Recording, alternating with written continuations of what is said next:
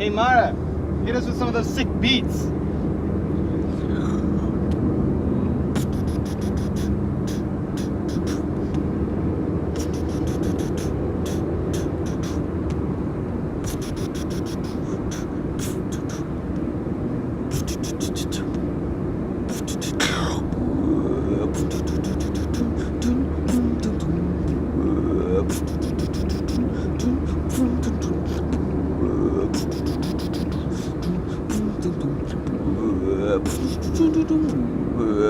Sail with us today on Traffic Talk. Smooth operator. That's all. So anyway, this subtle lady over here is Mara. She's our special guest, special guest for today. You know, it's always good to have someone else in the car. Sitting by yourself can be quite lonely. So it's good to kind of have her around, and maybe she'll chirp in, maybe she won't. So I'm going to use her to kind of remember the questions of what we're going through today. And so let's see how this goes. By the way, we're in traffic. It's Traffic Talk. Hello. I think it's a bit of an exaggeration. The traffic's not that bad yet. What? Look over there, woman. Okay, so can I ask you your first question? Yeah. Are you ready? Ask away. Do woodpeckers get headaches? Do woodpeckers get headaches? So I googled this actually, and I found out that woodpeckers actually have muscles that hold their brain in place to prevent their brain from like getting all shook up like ours would if we had to headbang that hard. So they've got these muscles that hold your brain or their brain together, and then as they're about to hit the wood as well, they've got this really cool thing where they like tense everything up, and then they've actually got two set of eyelids, which is kind of weird. Okay, but the second set of eyelids like closes over their eye just as they're about to hit the wood, and that actually acts as a seatbelt, so their eyeballs don't pop out of their eye sockets, which is pretty gross, but helpful if you're a woodpecker. Yeah, I guess, you know. I suppose they get headaches, you know, after a hard day at work, and they just want to go home and relax with their families. I've read that little pink bit in the inside corner of your eye is sort of like a biological leftover from previous times when we needed to swim more, and we also needed like more of a bit of a second eyelid. So that thing doesn't actually serve a purpose anymore, but before, you know, kind of like an appendix. But it did have a function. Appendix is purposeful. Not really. Of course Not it is. anymore. It's where all the junk goes. You That's can live what it without is. it though. We don't need it. I think you need to, yeah, well, you can live without an arm. Can I cut your arm off? You don't need it. Okay, let's just be realistic about what you need. That's not one of them. Okay, fine. Let's move on to another question. Okay, this is a cool question because it's got to do with a topic that I'm super into, which is food. Okay. So, what is your stance on pineapple on pizza? Before you start, can I just add my 2 cents, which is that I don't even see why this is an issue. This is a non-issue. Why are people getting so worked up about something? If you don't like pineapple on pizza, don't have it on pizza. And if you like it, like I do, then have it on pizza. But let's explore why. How do you feel about pineapple on pizza? I hate it. You hate it? I hate but it. you're a fussy eater, you don't count. You shouldn't actually have an opinion on anything food related. What? That's not nice.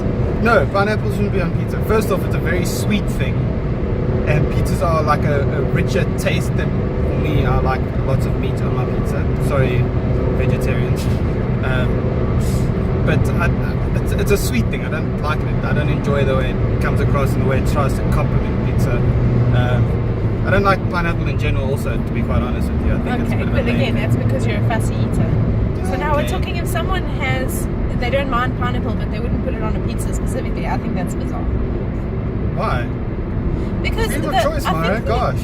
Yeah, that's what I said. I said if you like it, have it. If you don't like it, don't have it. But I think part of the appeal is the fact that it's something sweet with something salty and something savory. It's kind of like when you dip your McDonald's chips in your milkshake, Yeah. because then you're getting the hot and the cold and the Yeah. sweet and the salty. It's a taste And it sensation. tastes like waffle. Yeah. So Thank you, car. Hawaiian We're pizza. good, don't worry. We didn't die. Hawaiian pizza is not actually Hawaiian, as I'm sure you are aware. Yeah. and it was invented in the 1960s. I did Google that because I'm passionate about food. And I pineapple need to know these pizza, things. apparently. Pineapple and pizza is great. I suppose, look, So- if you haven't tried it before, you should give it a shot at least once. But then you'll regret it. Yeah, don't and then bash it move on till you with life. try it with everything in mind. But yeah, it was invented by a Greek immigrant in Canada in the 1960s. Wait, Italians didn't make pizza? No, not pizza. Hawaiian Pineapple. pizza. Pineapple on pizza. Okay. Specifically. That's the topic at hand. Focus. Okay. Tyrone. Pineapple belongs on pins, that's all I know. Okay. I'm going to take this opportunity to remind you that there's no E at the end of your name.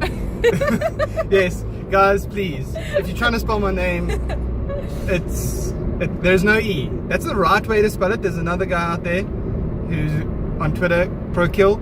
He's the same type of oak. Well, that's his online handle. His name is Tyrone, obviously, because he's got the same problem when people spell E at the end of his name. And it's quite insulting. I actually had to go and add an extra email sublist at work so that when people email Tyrone, then I get the emails, because people are like, why aren't you responding? And I'm like, because there's no E at the end of my name. I'm not Tyrone. I'm not Tyrone. But there's a character named Tyrone in one of my favourite movies of all time, which is Snatch. Yeah. You know, there's like 5 people at work that refuse to call me anything but Tyrone because someone else said it to them. I'm like, my name is Tyrone, not Tyrone. And it kind of gripes me, but they do it now as a joke, so I've kind of gone over it. So you don't actually know who's being serious. I don't know any time anyone's being serious. Veggies would taste like chocolate. What? Veggies will taste like chocolate. That's It cool. was cute. That's It cool. was like a little little girl on a... I like veggies and I like chocolate. Yeah, but never together. No, that's No, not come on, true. this is like the pineapple thing. Let's just move on. That's not the case. Okay. How about the weirdest or dumbest IT issue that people have asked you about? See, this is something you have to be careful with because you're in the car. Not that you've asked me dumb questions. I don't want to say something about people at work. Dumbest thing I've been asked, I've had the typical, my screen's not working, what the heck's going on, you guys are terrible, and then I go there and it's because their screen's not switched on. Oh, that happened to me the other day with my mom. Oh, I'm not even in tech support of any kind, and this is why, because I have no patience for people, especially older people who, oh no. You know, she says to me the TV's broken. She wanted to get a technician out. Did I tell you the story? I don't remember. But she wanted to get a technician out to come sort of the TV because it wasn't working for days and days and days. She said, please will you look at it? I said, Mom, I'm not a TV technician. How am I going to fix it? She's like, no, just look. So I go look and it's plugged in at the wall, but the switch isn't Oh, goodness. on. So I flip the switch and of course it works just fine. I wanted to pull my hair out and I said to her, this is why I have no patience with you and technology. And you know, our generation figured out how to use technology through trial and error. When I get a new phone or a new toy of some kind and I don't know how to use it, you figure it out. That's how you do. But you know, like my mother doesn't have the patience to do that. She just wants it done, which I understand. But that's, you know, I don't know. What's your opinion on that? Older people and technology. I think you should do some sort of like in a work environment. I think you should actually have to do some sort of competency training before you're allowed near a PC, because that's where the biggest problem comes from. It's not like the guys don't want to know; they just haven't had exposure to that. And I mean, there are particular people that I can think of that would benefit a lot if someone's actually shown them how to do the same thing. But they don't, so they do the copy paste. We've got someone at work who's done this multiple times. They need to send an email of a particular photo to someone else. So, I'm not joking. They've printed this out, taken it to the scanner, scanned it in as scan to email, and then forwarded that email to the person because they didn't understand that you could use attachments onto yeah. I'm going to adjust this thing. It's falling over. Guys! There we go. That's a bit better. Can you half see Mara's face? There we go. Yeah, I think that it would definitely empower people and it would help them to do better, because also I imagine it's frustrating having to ask for help to do simple tasks. you know. Yeah. This is traffic, by the way. That's why we're standing still. Yeah. Okay. So now you are not exaggerating anymore. Now we are in actual traffic. I like this color. It's nice. Take one. Calm down. Guys, we're good. I promise. I know how to drive a car. Give us another question about it. Moving along swiftly. All right. Is South Africa ready to compete against the international scene regarding games and YouTube? This is quite an in-depth question, actually. Can we compete? So, in one blunt way, quite honestly, no. The gaming scene, the streaming scene of things, we've got good levels and we've got guys that are doing it quite well. But if you take those guys, and we've seen it, you take these guys, you put them onto an international stage and they kind of fall over. But the thing is practice. One of the biggest differences between us and the more big international places, I mean, think of the Asian space, think of America, those guys there are able to practice a lot more. So like, Why? because they don't have jobs. That's what they do, is full-time athletes, right? And they're bumped in Don't India. insult athletes. Oh yeah. Mari doesn't believe in esports. She doesn't think it's a sport. I don't think it is a sport. I Yeah, think no. it's a hobby. Whatever. It's not a sport, but okay. You just triggered like everyone that's gonna watch this video. But yeah, I don't. So I think because of a practice level, you're gonna see that, and also from a budget like level. I mean, these guys that are here in South Africa are working full-time jobs. There's a guy, I can't remember his name, but he is actually a full-time pediatrician person, doctor, Child doctor. child doctor. Yeah.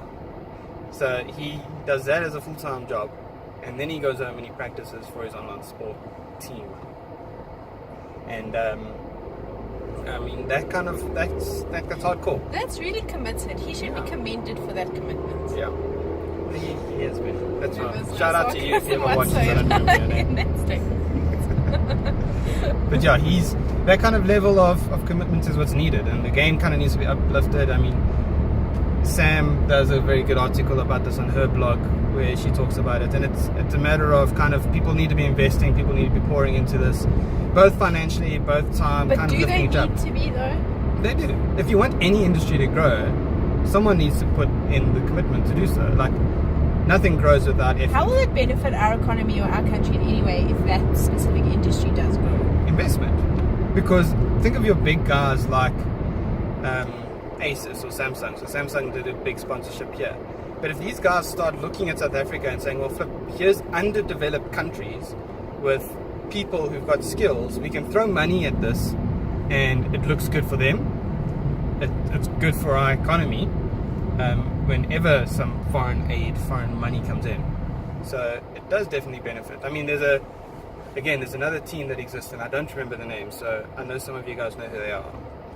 But they are focused, it's an esports company, NGO team thing that's focused on townships. So they go into these townships, they look for people who've got a little bit of skill, a little bit of computer like savvy, and then they kind of bring them into an environment where they can actually get them playing games, and like, I mean, that's good enjoyment kind of for them, but like train them up and bring them up onto that level.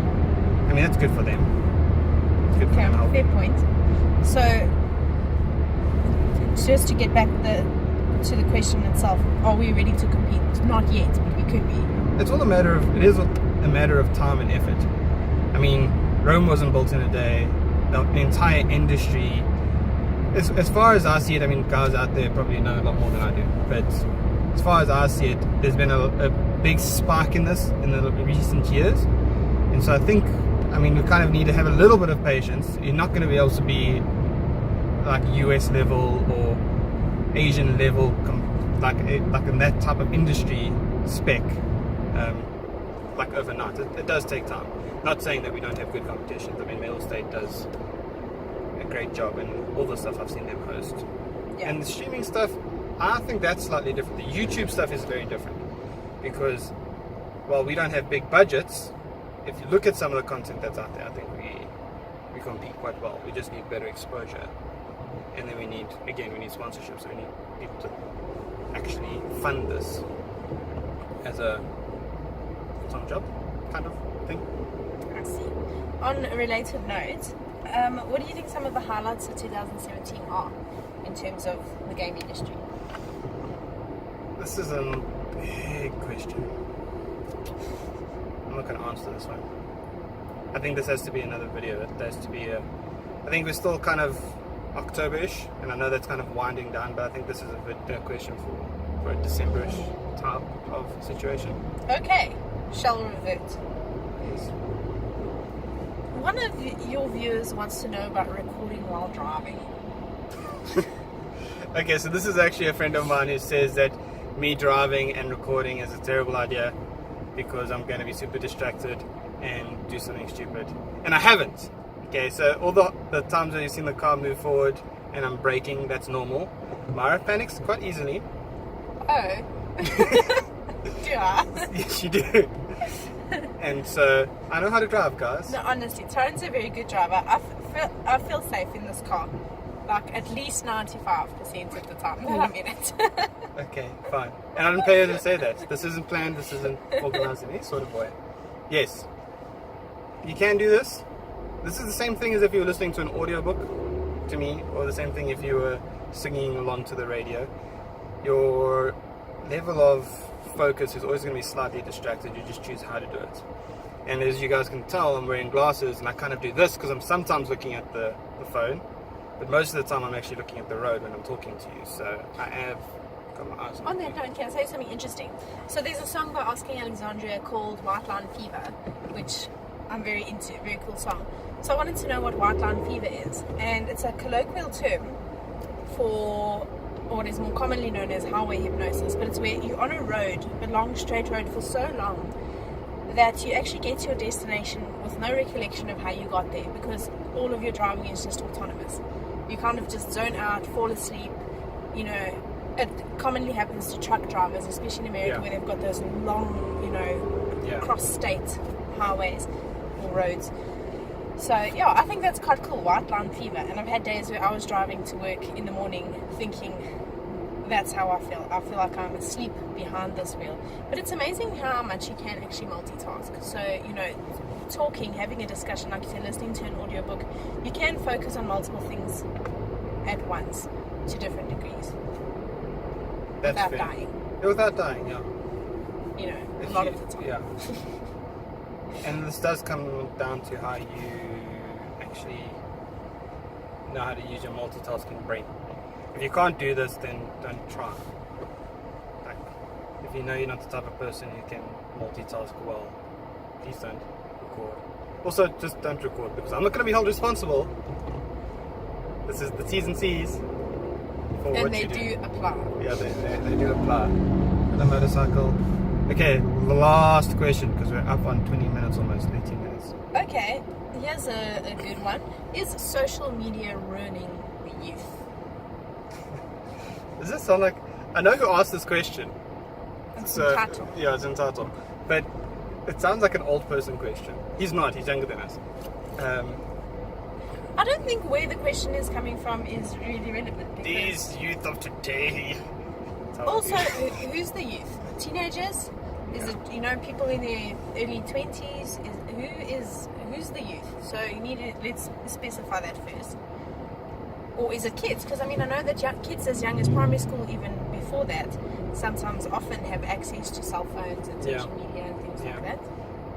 I think this is a kind of one of those questions where when something happens and it kind of has to involve social media, people point fingers at it, and I don't think it's fair. My short answer is no, it's not. Parents who don't know how to control their kids are. If you give them a tool that you know can access the internet, you should be the one. It needs to be monitored. Yeah, you need to be the one guiding them through this. But that brings us back to that earlier discussion about older people and technology. Okay, so now if I were a parent with a toddler, I would be able to monitor their usage fairly well. But now take a 40-year-old who's fairly familiar with technology, they would probably also be okay with their teenager. But now take a 60-year-old, and I'm not discriminating against specific age groups, because of course there are exceptions in either direction. But now take a 60-year-old who's now... I suppose a 60-year-old wouldn't be worrying about their youth. Like, they don't have younger kids. They should have adult children. Well, yeah. So I don't know. What... I think, I mean, look, I don't know. my mother's not old, and I'm still relatively young. And I know where you're going with it. They don't have enough knowledge of how this stuff works to actually be able to interact with it meaningfully. But I don't think, whoa, these bugs. Boom, boom, boom, boom. I think it still comes down to that. You might not understand how something works, but you can still ask your children what they're doing. It comes down to Parenting. It comes down to being responsible with the tools that you're going to give your child. I mean, let's just acknowledge it. You're giving them access to the internet. And the internet is a wonderful place, but it's also dangerous. Yeah, it's completely. So social media has exactly the same aspects. When Mixit was a thing, yeah, I remember those days. When Mixit was a thing, So did I. and WhatsApp just started up, and we could magically start sending photos to each other. You know, the kind of photos that started floating around, and people were goating each other. Goating is the right term? You're asking the wrong person. Don't Google that, guys. I don't know what's going to come up. Disclaimer. Yeah. When people were kind of trying to exchange photos, you know that some photos that were floating around have probably been like shock and horror for parents to find, and that's still true today. But I think that comes down to. But I also think there's a level of desensitization with those kind of shocking images because of the internet and because of social media. One of the problems that I have with social media is that the spreading of false news stories, clickbait titles, that kind of thing. I know, you know, again with my mom, sorry mom, to use you as an example again, but having to help my mother to discern what's a reliable news source and what's not, what is just there to get clicks. Yeah. And I think that's the problem with social media and the youth and everyone. Yeah. That's something that affects everyone. Yeah. Is, you know, the spread of misinformation is something I'm very against, as you're aware. Yeah. So really what it comes down to is parenting. You have to be responsible with how you allow them to interact on social media. You as a parent have a complete right to be able to tell your child, no, you can't have your phone 24/7, and I want to know the conversations you're having with other people online, because again, people on the internet can be super duper dangerous. My little guy will eventually have to fight me with this, because that's exactly how he will be parented. I want to know who he's talking to, and I want to know what's going on his phone, simply because Safety and someone needs to protect him, and that's the only way you can do it. So when people complain that kids are on their phone the whole time and kind of super distracted, that comes back down to, well, it's a parent's job to kind of police that still. Back when I was younger, it was policing how much television you had. Now we're just policing a different type of device. Yeah, but I mean, growing up, I had a lot of freedom in that sense with technology. I had a phone that had access to the internet as a teenager, and I wouldn't expect my parents, especially my father, he's in his 70s now, to be able to monitor that in any way. Yeah.